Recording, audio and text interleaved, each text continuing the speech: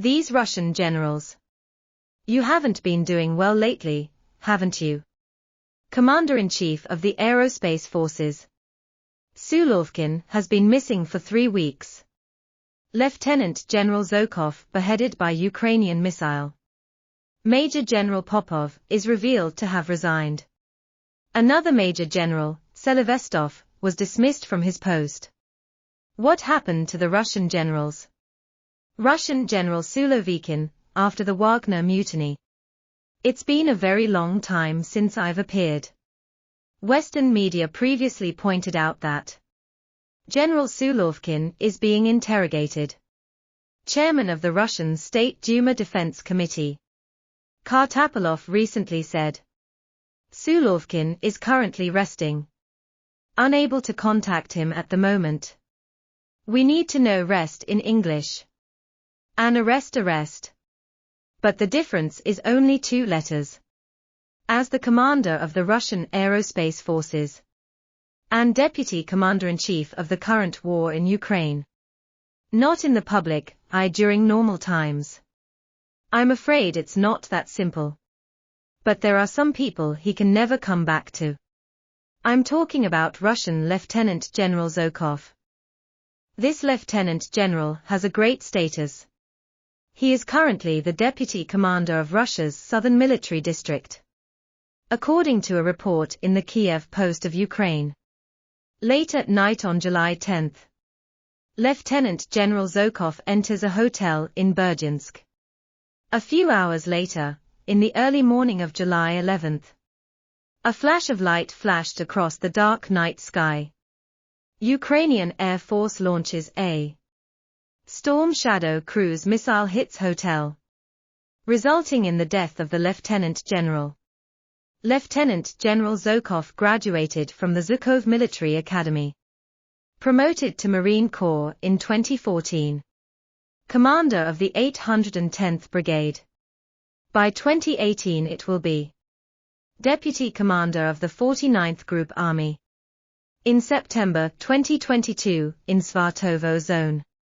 Named by Ukrainian HIMARS rockets. Seriously injured.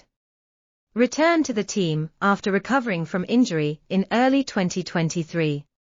Was promoted to Lieutenant General. Became Deputy Commander of the Southern Military Region. It seems that what HIMARS failed to do, Storm Shadow did it. Within a few hours of arriving at the hotel, Lieutenant General Zhukov.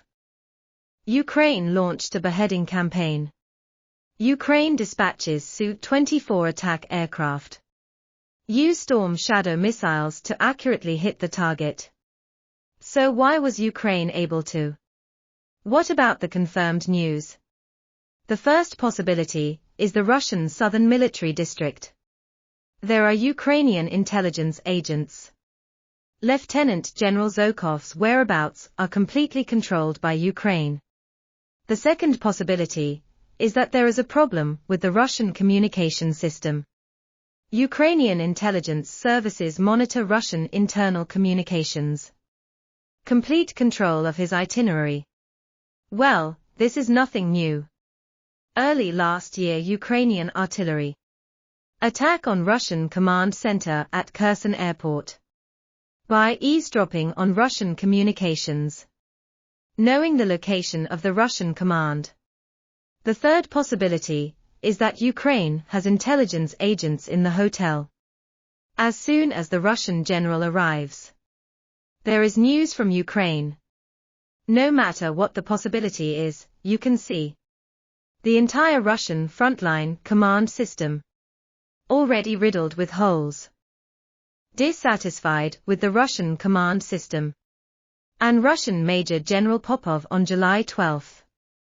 As the commander of the 58th Group Army of the Southern Military Region, Major General Popov publicly criticized Russian military leaders after he appealed to the top brass of the Russian Ministry of Defense, was forced to resign from his post and publish audio and video explanations of the reasons behind. Popov said he faced a choice. Either say what your boss wants to hear, or tell the truth. He chose the latter. He said I outlined what today's military is doing in combat and all security issues. Focused discussion on Russia's lack of counter-artillery combat capabilities. Lack of artillery reconnaissance resulted in massive casualties. He urged his superiors to rotate troops. Rescue personnel, who have been fighting on the front line for a long time. His suggestion sounds good. After hearing this, the Russian Ministry of Defense.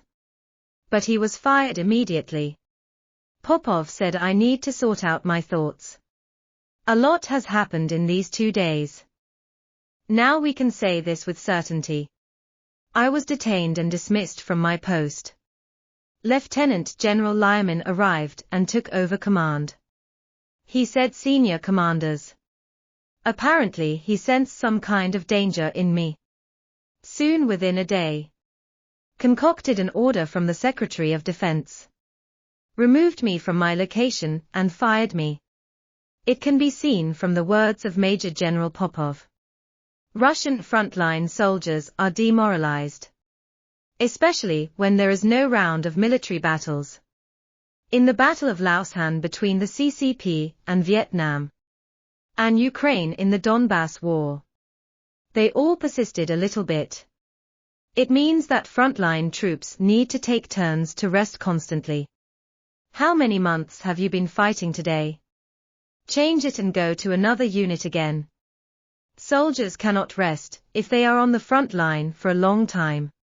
Mental stress and psychological state will be very worrying. And on July 15, another major general in Russia was dismissed. Major General Vladimir Selavestov dismissed. Position of commander of the 106th Guards Airborne Division. It is still unclear what the specific reason for the dismissal was. The Major General has been active on the Ukrainian battlefield. As a member of the Airborne Corps, he was initially active in the direction of Kiev. Since January this year, he has been leading his troops to fight in the direction of Bakhmut. Against the background of successive incidents involving senior Russian generals. Kremlin spokesman said.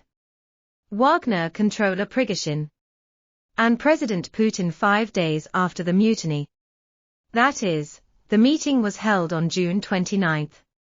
Then this meeting was initiated by Putin. 35 people were invited to participate.